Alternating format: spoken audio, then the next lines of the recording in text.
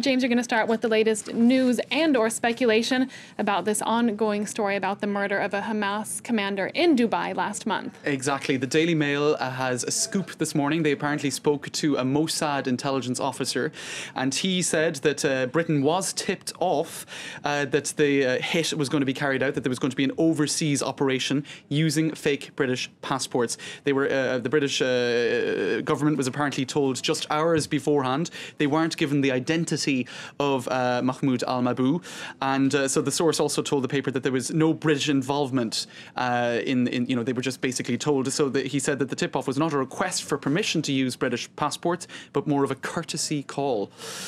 So interesting information coming out there, and it contradicts Britain's official line since the news became very much big news this week when the Dubai police released video footage of the assassins, the supposed assassins, because they previously said in the UK that they knew nothing of the affair until shortly before the Dubai authorities released those details. So Britain also on Thursday summoned the Israeli ambassador. It now looks like that was that there was a little bit of window dressing involved, and they could now face claims that they condoned an extrajudicial killing. So certainly another twist in that amazing story that reads like a crime, a spy thriller. It's amazing stuff. It certainly does. Really. Now let's move to today's top story, which of course is the coup d'etat yesterday in Niger. Right. Well, the papers in Niger don't seem to be reacting just yet, possibly in the middle of all of the confusion. But neighbouring countries, Burkina Faso, their newspaper, one of the papers, Le Pays, says history is repeating itself. But they say he won't be missed. No one will cry for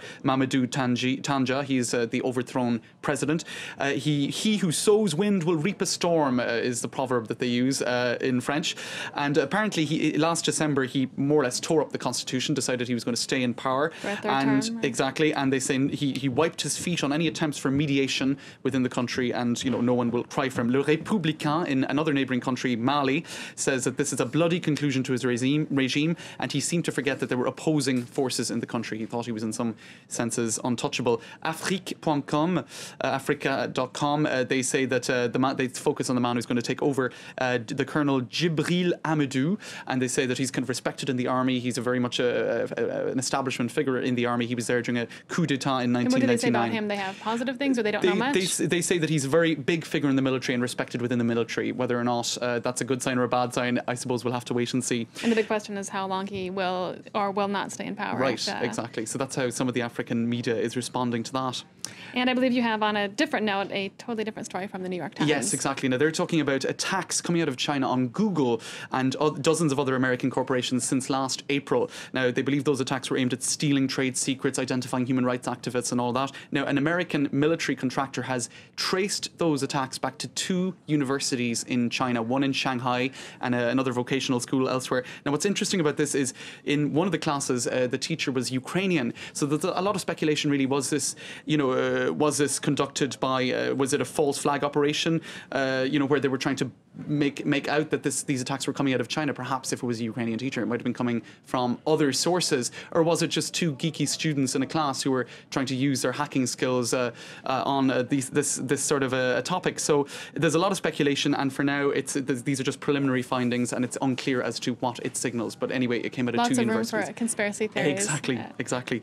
Now, a very quick look at how the papers are covering the Dalai Lama's meeting yesterday with Obama. It's on the front page of the Wall Street Journal. In the International Herald Tribune, they compare it to meetings with Bush and meetings with Bill Clinton. For instance, Bush was present at the Congress when he was bestowed, the Dalai Lama, with the Congressional Gold Medal, so a big effort to recognize the Dalai Lama. Whereas Bill Clinton, in fact, he would just drop in on meetings, apparently, that the Tibetan was holding elsewhere in the White House, so very much low-key. So Obama seems to be coming in somewhere between the two, and the media wasn't allowed in on the meeting at all. So he did try to kind of keep a low enough profile for that meeting, I suppose, to try to keep China in some way happy, although they're not happy, according to China Daily.